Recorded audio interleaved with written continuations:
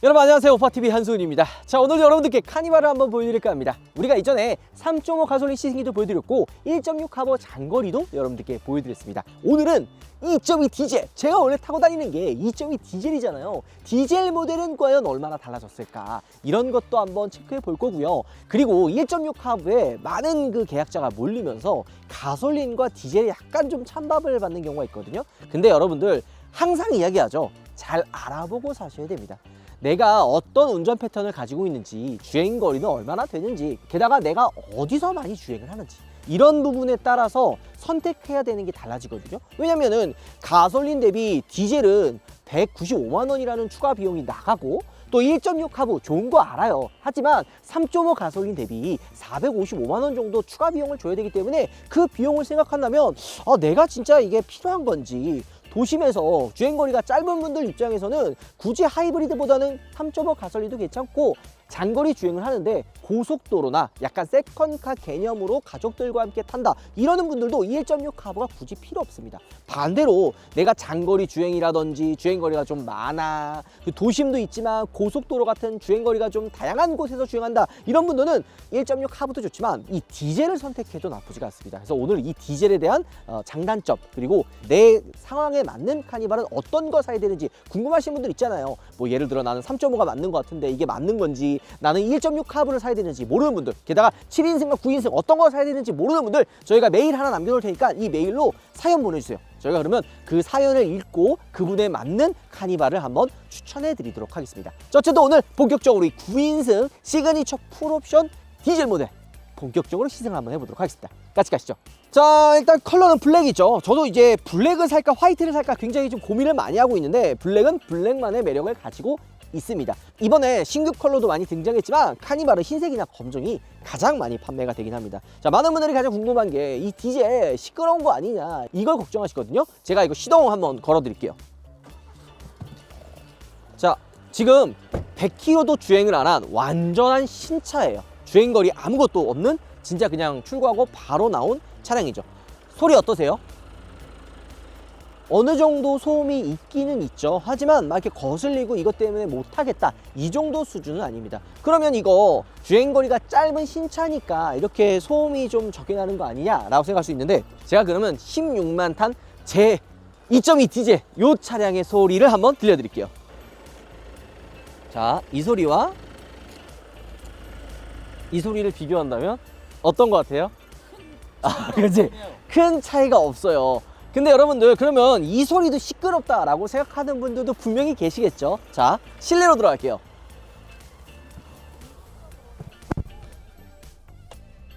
어떠세요, 여러분들? 실내로 유입되는 디젤의 소음이 그렇게 크지 않죠.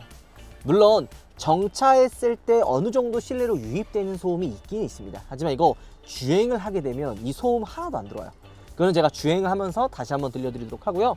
물론 이게 키로수가 어느 정도 된 카니발 같은 경우에는 소음이 조금 들어오기는 합니다.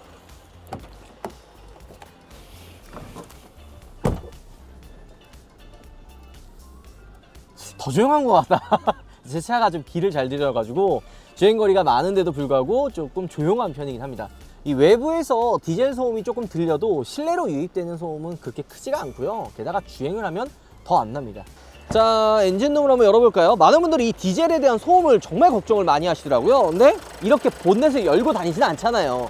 보닛을 이렇게 내리면 나름 소음이 조용합니다. 여러분들이 걱정하신 것만큼 막 시끄러워서 못할 정도로 막 거슬리거나 그러진 않아요. 자, 그렇다면 신형 카니발 2.2 디젤은 어떨까요? 뭐 엔진에 대한 뭐 엄청나게 변화가 된 부분들은 없어요. 같은 엔진을 사용하고 있고 조금 세팅을 좀 바꿨다라고 하는데 그렇게 크게 변화된 건 없거든요. 그래서 소음이나 진동도 비슷한 편이긴 합니다. 시끄러워요. 이게 새 차거든요. 100km도 안 탄 신차인데 소리가 이 정도 나는데, 요거 진짜 타고 다니면 막 그렇게 거슬릴 정도는 아닙니다. 네, 이건 부럽더라. 유압식 리프트. 자, 그리고 제가 이제 차를 팔려고 그래요. 제 차를 그러면 어떤 걸 사야 될까 고민을 많이 하고 있어요. 1.6 카브 타면서 장거리 주행했잖아요. 그때 다시 한번 느꼈습니다. 진짜 차는 오래 타봐야 된다.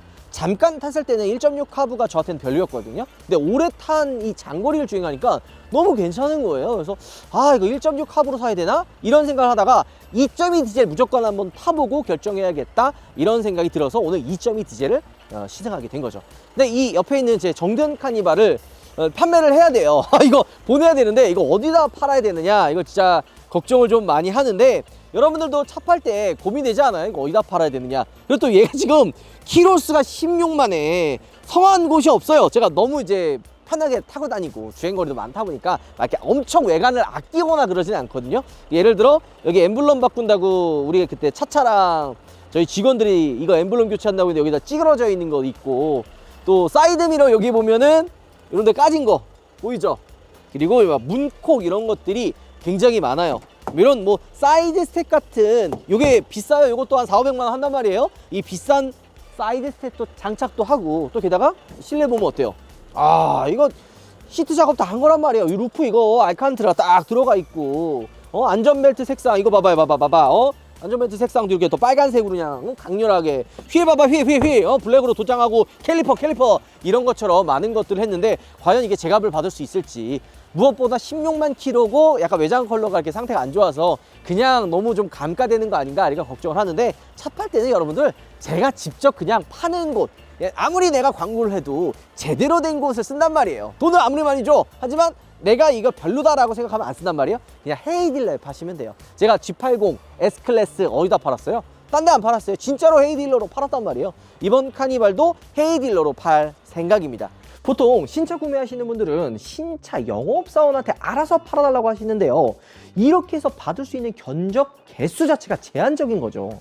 그분들의 견적만 나오기 때문에 금액 안 나오면 서운한단 말이에요. 근데 여러 군데 한두 명이 아니라 막 20명 30명 견적을 받아보면은 그 금액이 올라가게 됩니다. 게다가 입찰 가격이 공개돼 가지고 막 경쟁하는 시스템이 아니라 블라인드로 가격을 입찰하는 방식이기 때문에 공정하게, 그리고 좀 높은 가격에 차를 판매할 수가 있는 거죠. 근데 헤이딜러 제로는 전문 감정사가 오셔서 다 체크를 하고 사진을 찍기 때문에 거기 입찰된 금액이 확실합니다.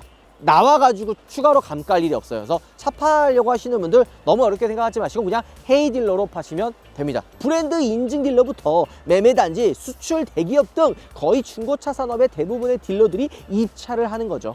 이렇게 견적만 받아보고 마음에 안 든다면 안 팔아도 되는 거예요. 내 차는 얼마 정도 하는지 궁금한 분들도 견적을 한번 내볼 수 있고, 무엇보다 별도의 구독료이나 이용료를 지불할 필요가 없이 헤이딜러는 무료입니다. 공짜예요. 그냥 가격만 내 거 얼마 받을 수 있을까? 내 거 얼마지? 하고 그냥 궁금하신 분들 확인해도 돈 들어가지 않다라는 거죠. 저도 이번에 헤이딜러로 팔면 뭐 이런 사이드 스텝, 시트 가죽, 그리고 관리가 잘 된, 또 무엇보다 우파가 타는 프리미엄을 좀 더 얻을 수 있지 않을까? 이런 생각이 됩니다. 실제 내가 G80 팔고 내 거 프리미엄 붙어서 팔면 거 알아요, 몰라요? 네, 거짓말이에요. 자, 그러면 이제 2.2 디젤 본격적으로 한번 시승 한번 해보도록 하죠. 자, 한번 출발해 볼 텐데, 그러면서도 이 진동과 소음에 대해 걱정하시는 분들이 있을 수밖에 없어요. 이게 시끄러운 거나 진동이 있기는 마찬가지니까요. 가솔린이나 뭐 하이브리드, 전기차를 타보셨던 분들이 조금 걱정하시긴 하거든요. 핸들 딱 보면 어때요? 좀 떨리죠? 이게 연식과 키로수가 조금 더 된 제 차는 이거보다 좀 더 떨리긴 하거든요. 근데 이거는 냉간시 혹은 좀 정차했을 때 이렇게 소리가 나는 거고, 주행을 만약에 이렇게 하면 떨림이나 소음 이런 부분들이 훨씬 더 조용해집니다. 주행거리가 많은 제 입장에서는 뭐 솔직히 가솔린밖에 그때는 대안이 없었잖아요. 3.5 살 바에는 2.2 디젤을 사서 조금 더 가성비 좋은 유지비를 생각을 하겠다, 이렇게 말씀을 드렸던 이유도 바로 여기에 있는 거예요. 하지만 이렇게 주행을 하게 된다면 소음이나 진동이 확실히 줄어드는 걸 알 수가 있죠. 제가 주행하면서 소음과 이런 진동 때문에 스트레스 받아본 적은 거의 없어요. 오히려 그냥 정차하고 시동 걸었을 때 처음에 약간 좀 그런 불편함들이 느껴졌지, 나중에는 그런 부분들이 없어요. 근데 이 퀵 컨트롤 진짜 편하다, 그지? 자, 그리고 제가 오늘 알아볼 거는 하이브리드랑 어쨌든 디젤을 고민하시는 분들이 많잖아요. 가솔린보다 이 디젤이 195만 원 비싸고, 하이브리드가 455만 원, 그러니까 450만 원 정도를 더 주고 디젤이 195만 원이잖아요. 차익이 얼마예요? 한 260만 원 정도가 난 거죠. 260만 원을 더 주고 디젤이 아닌 하이브리드를 선택할 만한 매력이 있는지, 그리고 그만한 차이가 있는지, 이런 것들을 정말 알아보고 싶었습니다. 일단 처음에 느끼는 부분은 엔진에 대한 차이는 그렇게 크지는 않은 것 같아요. 이전과 거의 비슷한 수준의 진동과 소음을 가지고 있고, 승차감과 주행감은 얼마나 차이가 나는지 궁금했거든요. 3.5 가솔린 탔을 때 확실히 좀 편해졌다라는 것들을 느꼈는데 3.5는 이전 가솔린도 엔진 진동 소음 뭐 이런 부분들이 있어서 부드러웠기 때문에 더 부드럽게 느껴졌던 거고, 디젤은 약간 좀 투박한 느낌이 있거든요. 엔진에 대한 느낌과 이 변속 주행감. 그래서 요거를 한번 주행을 하면서 어떻게 달라졌는지 한번 느껴봐야 되는데, 타보고서 느끼는 거는 확실히 디젤 역시도 굉장히 많이 부드러워졌습니다. 여러분들 현행 카니발을 타보시는 분들은 이번 페이스리프트 카니발을 타게 되면 전반적으로 많이 부드러워졌다라는 거를 공통적으로 아마 느끼실 거예요. 하이 리무진에 들어가 있었던 쇼버로 바뀌면서 잔진동과 좀 큰 충격들을 많이 부드럽게 걸러줍니다.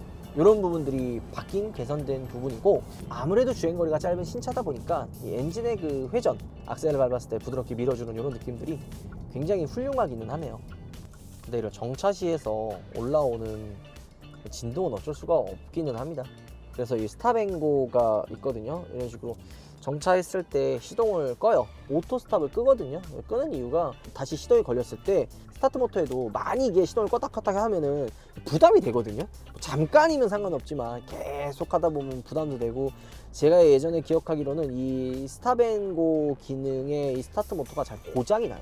저도 이거 제가 타고 다니는 카니발이 이거 스탑앤고가 항상 이제 작동이 되다가 애매한 부분들 있잖아요. 이렇게 딱 주행하다가 섰을 때, 그러니까 완전히 정차했을 때 꺼지면 상관없는데, 애매하게 정차하고 바로 출발해야 되는데 정차하자마자 이게 스탑앤고가 꺼져요. 그러면은 그 잠깐의 텀 사이에 시동을 다시 걸어도 뭔가 이질감 있고 반응이 느립니다. 게다가 이게 오류가 생기면 그 상태에서 그냥 시동이 꺼져버려요. 파킹 놓고 시동을 다시 걸어야 되는 그런 상황까지 일어나는 거죠. 그러니까 이런 것들이 좀 불편해서 저는 이제 스탑앤고를 보통 많이 끄고 다녀요. 가솔린과 하부는 이거 없어요. 디젤에만 이 스탑앤고가 있습니다. 보통 디젤을 좋아하는 분들 입장에서는 효율성이 좋은 연비, 디젤이 좀 저렴하잖아요, 가솔린보다. 이런 것들을 생각해서 유지비 때문에 디젤을 선택을 많이 하거든요. 저 역시도 그래서 디젤을 선택을 한 건데, 네, 이번에 디젤 타보니까 하이브리드랑 비교를 하시는 분들이 많아요. 하이브리드와 비교를 하면요, 하이브리드가 좀 더 부드러운 것 같아요. 이 라이드도 그렇고, 저는 무엇보다 이 핸들링이 정말 부드럽더라고요. 카니발이 전고도 높고 차가 크기 때문에 좀 이렇게 좀 휘청휘청한 거리는 이 롤이 좀 있어요. 이렇게 차선을 변경했을 때도 롤이 어느 정도 있죠. 근데 이게 이 핸들링이 들어간 하이브리드 같은 경우에는 굉장히 부드러워요. 그러니까 미끄러지는 듯한 느낌으로 이렇게 차선이 변경이 되거든요. 근데 디젤과 가솔린은 그런 느낌까지는 아니에요. 그냥 기존 카니발과 거의 비슷한, 뭐 큰 차이가 없는데, 이런 부분에서는 확실히 하이브리드가 더 좋은 것 같습니다.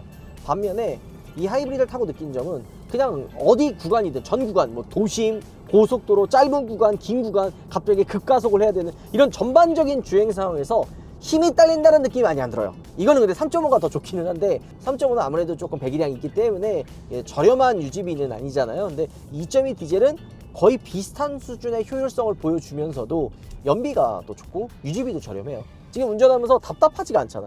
디젤을 타고 다니면서 제가 항상 느낀 부분이 그거예요. 이거 유지비 때문에 기름값 아깝다, 연비 주행해야지, 이런 생각을 한 적이 거의 없습니다. 그냥 내가 달리고 싶은 대로, 그리고 어떤 구간이든 뭐 오르막, 고속도로에서 100 이상 이제 크루징 주행을 할 때라든지 어떤 상황이든 힘이 부족하다라는 느낌이 많이 안 들어요. 그냥 다 부드럽게 편하게 탈 수 있다는 것들이 가장 큰 장점이라고 저는 생각이 듭니다. 이번에 좀 전체적으로 시트 포지션이 높아지고 대시보드가 낮아져서 타면은 내 카니발과는 또 진짜 많은 느낌 차이를 좀 보여주네요. HDI2, 이거 또 한번 켜봐야지. 디젤에 놓은 거 어떤 느낌을 줄까? 헤드업 디스플레이 좋다.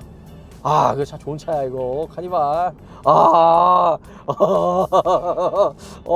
근데 이게 진짜 디젤이랑 어쨌든 가격 차이가 260만 원 나니까 이거 어떤 거를 사야 될지 조금 고민을 하시는 분들이 많을 거예요. 근데 하부에 대부분 몰렸거든요. 한 90% 이상 하이브리드를 사실 텐데, 내가 만약에 장거리 주행하고 나는 막 엄청나게 뭔가 부드러운 차를 원하는 게 아니라 그냥 가성비 좋고 효율성 좋은 차를 원하는 분들 입장에서는 그냥 디젤 선택하셔도 나쁘지 않을 것 같다는 생각이 듭니다. 이게 풀옵션 집어넣으면 한 5,200 정도 될 거예요. 하이브리드가 아마 5,400 정도 되거든요. 260만 원 정도 비싸니까 금액 차이가 조금은 있죠. 오히려 그냥 가성비 생각한다면 가솔린 그냥 3.5 사도 나요. 가솔린 3.5는 풀옵션 집어넣어도 이제 5천만 원 딱 언저리 걸치기 때문에 오히려 금액적인 부분에서는 메리트가 분명히 있거든요. 4천 후반과 5천 중반은 상황이 다르니까요.